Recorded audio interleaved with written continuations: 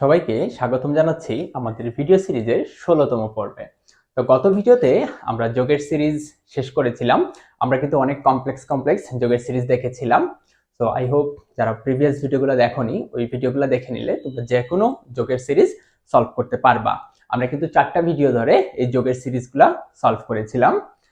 আজকে থেকে আমরা শুরু করব কি গুণের ধারা। তো গুণের ধারা, তো আমরা নরমালি যোগের ধারার ক্ষেত্রে দেখেছিলাম কি যে আমাদের ধারাটা ছিল লাইক 1 + 2 + 3 +... n এরকম একটা যোগের ধারা ছিল, কিন্তু এবার যোগের জায়গায় আমাদের কি হয়ে যাবে, গুণ হয়ে যাবে, রাইট? এরকম গুণের সিরিজ দেয়া থাকবে, আমাদেরকে এই গুণের সিরিজগুলো সলভ করতে হবে। এবং একই সাথে আমরা শিখবো আজকে ফ্যাক্টোরিয়াল নির্ণয় করা, কি করে একটা সংখ্যার ফ্যাক্টোরিয়াল নির্ণয় করতে হয়। তো আমরা একটা ভিডিওতেই আজকে কিন্তু এই গুণের সিরিজটা এবং ফ্যাক্টোরিয়ালটা কভার করার চেষ্টা করব।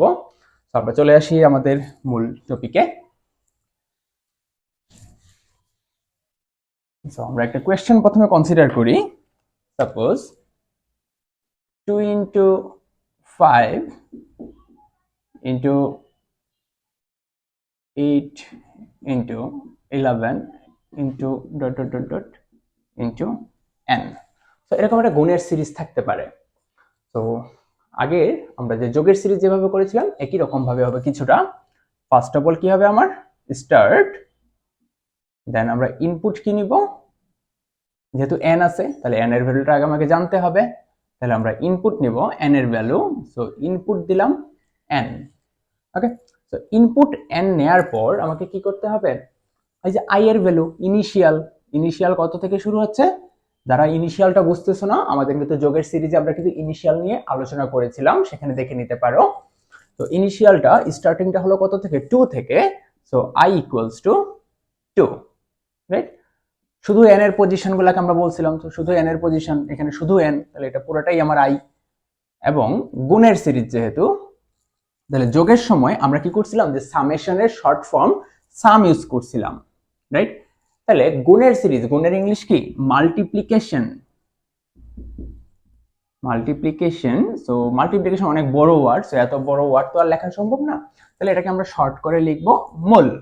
ওকে, সো মোল ইকুয়ালস টু, তো যোগের সিরিজের ক্ষেত্রে আমরা সাম ইকুয়ালস টু কত ধরছিলাম, 0, কজ 0 একমাত্র সংখ্যা যার সাথে অন্য কোনো সংখ্যাকে যোগ করলে ওই সংখ্যার কোনো পরিবর্তন হয় না। তো আমরা যদি মোলের ভ্যালুটাও যদি 0 ধরে ফেলি তাহলে কি হবে, হবে না কিন্তু। কেন? কজ 0 দ্বারা যে কোনো সংখ্যাকে গুণ করলে কি হয়ে যায়, 0 হয়ে যায়, ভ্যালুটা চেঞ্জ হয়ে যাচ্ছে। তাহলে কত দ্বারা গুণ করলে ভ্যালুগুলো চেঞ্জ হয় না, 1 দ্বারা, কজ আমরা জানি যে 1 দ্বারা যাকেই আমরা গুণ করি ওই সংখ্যাটাই থেকে যায়। তাহলে আমরা মূলের ভ্যালুটা ধরে নিব কত, 1।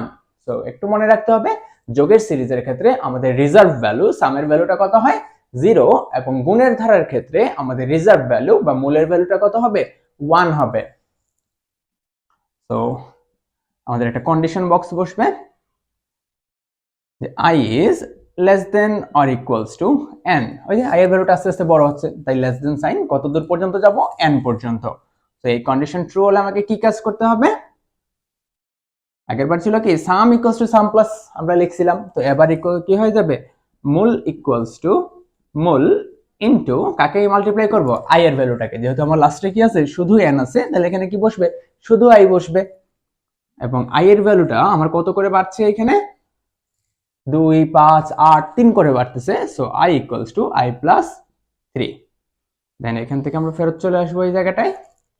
দেন আমরা এই কন্ডিশন ফলস হয়ে গেলে আমরা প্রিন্ট করে দিব আমাদের মূলের ভ্যালু। সো প্রিন্ট মূল, কাজ শেষ। সো আই হোপ এটার অ্যালগরিদমটা তোমরা পারবা। অ্যালগরিদম ওই যোগের ধারার মতোই সেম। ওকে, তো এখন আসো আমরা আরেকটা সিরিজ যদি কনসিডার করি, গুণের ধারার জন্য আরেকটা সিরিজ আমরা দেখতে চাচ্ছি, সেটা হলো 1 × 2 × 3 × n। তাহলে এই সিরিজের ক্ষেত্রেও n আছে যেহেতু, তাহলে ইনপুট কি হবে, n। n এর ভ্যালু না থাকলে ইনপুট হবে না। তো i এর ভ্যালু কত হবে, এবার আমার সিরিজের ফার্স্ট ভ্যালু কত, 1। সো i ইকুয়ালস টু হবে কত, 1। আর mole equals to always reserve value আমার 1। দেন i এর ভ্যালুটা কি আছে, 1, 2, 3 বাড়তেছে, তাহলে লেস দেন সাইন। এটাও ঠিক আছে। এবং mole equals to mole into I. কেন? লাস্টে কি আছে? শুধু n, তাহলে শুধু আই বসবে। আই এর ভ্যালু কত করে বাড়তেছে? 1 2 3 1 করে বাড়তেছে, so i equal to i plus 1। So এটা হয়ে গেল কি এই সিরিজের এগেইনস্টে। সো এখন আসো আমরা এই যে ফ্লোচার্টটা করলাম, এই ফ্লোচার্টটাই কিন্তু আসলে কিসের ফ্লোচার্ট? ফ্যাক্টোরিয়ালের ফ্লোচার্ট। কি করে আমি তোমাকে একটু দেখাই। সো ফ্যাক্টোরিয়াল জিনিসটা আসলে কি?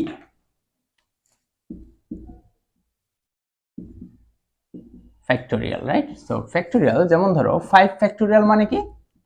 আমরা জানি যে 5 ফ্যাক্টোরিয়াল মানে 5 ইনটু 4 ইনটু 3 ইনটু 2 ইনটু 1। তাহলে একই রকম ভাবে আমরা তো উল্টা দিক দিয়ে এটাও লিখতে পারি 1 ইনটু 2 ইনটু 3 ইনটু 4 ইনটু 5। একই না? এই গুণফল এবং এই গুণফল তো একই কথা। তাহলে n ফ্যাক্টোরিয়াল কি হয়ে যাবে? 1 into 2 into 3 into dot dot dot dot into n। এই তো সেম সিরিজে জাস্ট একটু চেঞ্জ করে দিলে একটু সুন্দর হয়। আমরা এখানে মূল না লিখে আমরা ফ্যাক্টোরিয়ালের শর্ট ফর্ম ফ্যাক লিখে দিব।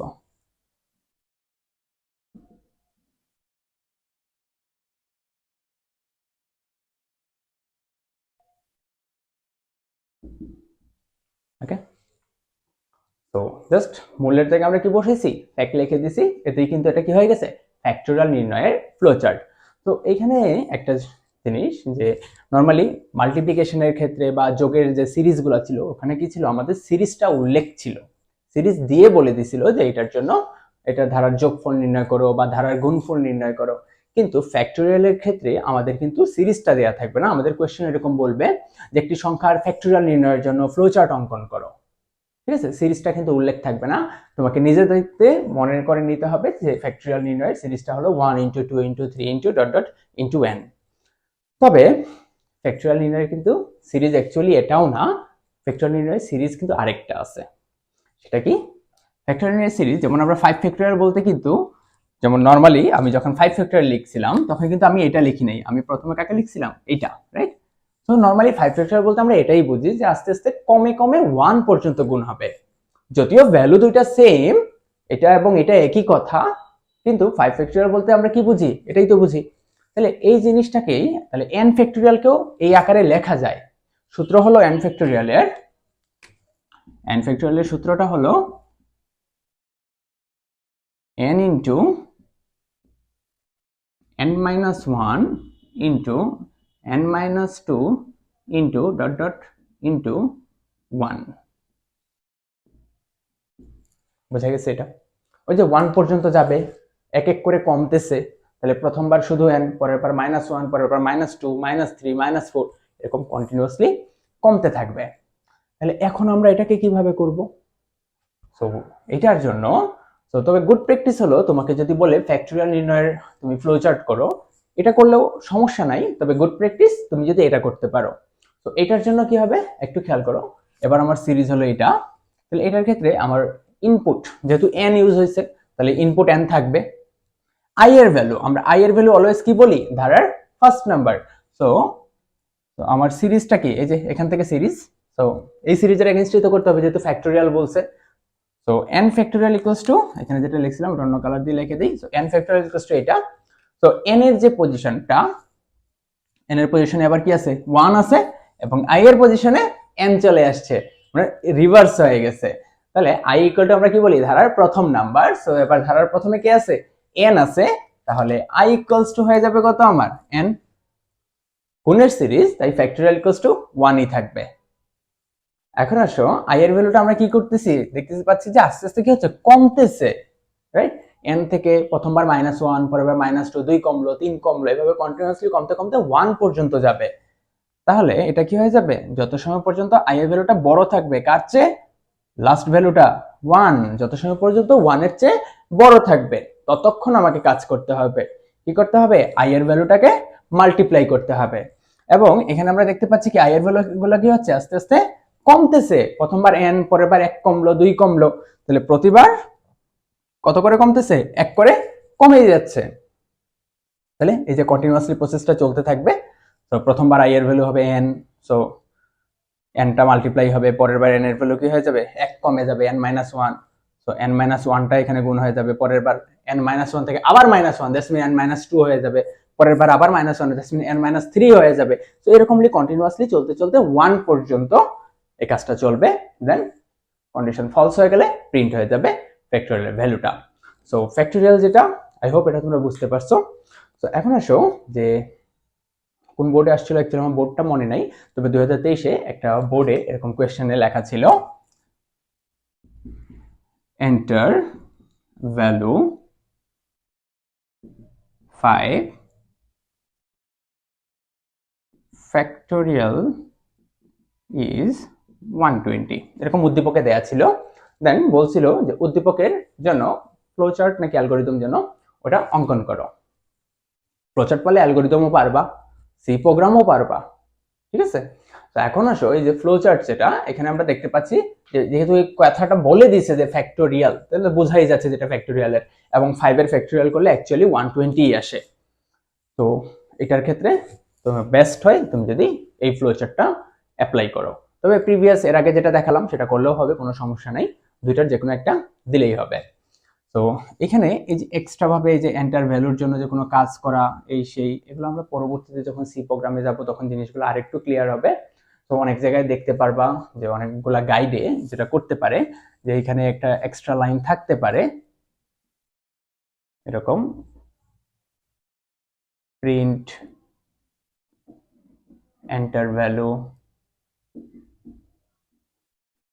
দেন উপরে থাকতে পারে স্টার্ট। তো এই যে প্রিন্ট এন্টার ভ্যালু, এটা অ্যাকচুয়ালি ম্যান্ডেটরি না। তো এই জিনিসগুলো আমরা পরবর্তীতে ডিটেইলস জানবো, এগুলোকে বলা হয় program decoration. So program decoration mandatory না।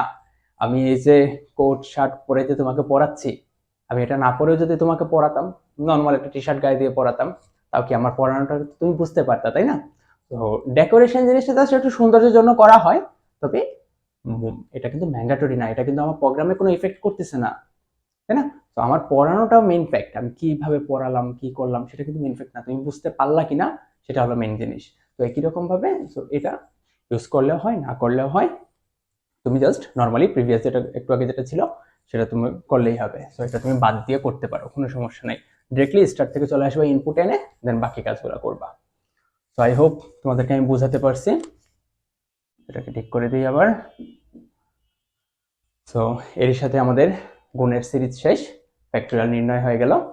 সো পরবর্তী ভিডিওতে আমরা পড়বো লসাগু গসাগু নির্ণয়, এবং এর পরবর্তী ভিডিওতে আমরা কয়েকটা ছোট ছোট কোয়েশ্চেন দেখব, ইম্পর্টেন্ট অ্যাকচুয়ালি একটু ট্রিকি টাইপসের কোয়েশ্চেন, ওইগুলো সলভ করার পর আরো দুইটা ভিডিও করলে আমাদের এই ফ্লো চার্ট অ্যালগরিদম টপিকটা শেষ হয়ে যাবে। এরপরে আমরা চলে আসবো আমাদের কাঙ্ক্ষিত সি প্রোগ্রামে, এই চ্যাপ্টারের মেইন টার্গেট যেটা আমাদের শেখা। তো সি প্রোগ্রামে চলে আসলে এই ফ্লো চার্ট কনসেপ্টটা যদি তোমাদের ভালো করে ক্লিয়ার থাকে, সি প্রোগ্রাম শেষ করতে কিন্তু বা সি প্রোগ্রাম বুঝতে তোমাদের খুব একটা কষ্ট হবে না। এবং এই ভিডিও সিরিজটা চ্যাপ্টার 5 এর যে ভিডিও সিরিজটা একটু লেংদি হবে, ঠিক আছে, একটু লং টাইম ধরে চলবে, কারণ চ্যাপ্টার 5 একটা বিশাল বড় একটা চ্যাপ্টার। এবং এই চ্যাপ্টার 5 এর স্টুডেন্টরা নরমালি দেখা যায় যে যারা একটু দুর্বল স্টুডেন্ট তারা কিন্তু এই চ্যাপ্টার 5টা কিন্তু আনসার করতে চায় না। তো আমি বলবো যে তুমি দুর্বল হও বা যেমনই স্টুডেন্ট হও, ভালো স্টুডেন্ট হও, তুমি ভিডিওগুলো কন্টিনিউয়াসলি দেখে যাও এটলিস্ট একবার। তুমি একবার যদি দেখেও যাও, যেটা সুবিধা পাবা সেটা হলো তোমার এমসিকিউটা তো মার্ক করতে হবে। তুমি না হয় থিওরিতে এই চ্যাপ্টারটা স্কিপ করে দিলা, কিন্তু এমসিকিউর ক্ষেত্রে কি সম্ভব? এমসিকিউর ক্ষেত্রে তো তোমার সম্ভব না, এমসিকিউ তো তোমাকে আনসার করতেই হবে। ইভেন বর্তমানে দেখা যাচ্ছে কি যে বিভিন্ন ভার্সিটিগুলোতে অ্যাডমিশন টেস্টে কিন্তু কি আসতেছে, এই আইসিটি থেকে কোয়েশ্চেন আসতেছে। তাহলে এই চ্যাপ্টারটা কিন্তু অনেক ইম্পর্টেন্ট, ঠিক আছে। তো এই চ্যাপ্টারটাকে স্কিপ করো না, কন্টিনিউয়াসলি একবার অ্যাটলিস্ট ভিডিওগুলো দেখো। আই হোপ অনেক কিছু শিখতে পারবা, জানতে পারবা। তো এবং এই ভিডিওগুলো দেখলেই আশা করি তোমার এমসিকিউটা 100% কভার হয়ে যাবে। আমি চেষ্টা করব যে প্রত্যেকটা টপিকগুলোকে এ টু জেড কভার করার। আমি কিন্তু চাইলেই স্কিপ করে করে, এই যে আমার 16টা ভিডিও কিন্তু হতো না এই জাস্ট এইটুকু আসতে। আমি কিন্তু এগুলো যখন অফলাইন ক্লাস হয় তখন দেখা যায় 4টা 5টা ক্লাসের মধ্যে আমি এইটুকু এর চেয়ে বেশি কভার করে ফেলি। কিন্তু আমি এইখানে যেটা টার্গেট রাখছি যে এ টু জেড যেন কভার হয়, সবাই যেন বুঝতে পারে। সো আই হোপ তোমরা পাশে থাকবা, নিজেরা ভিডিওগুলো দেখো, নিজেদের বন্ধু বান্ধবকে শেয়ার করো, তারাও যেন দেখে। তো ভালো থাকো, সুস্থ থাকো, দেখা হবে পরবর্তী ভিডিওতে। ধন্যবাদ সবাইকে।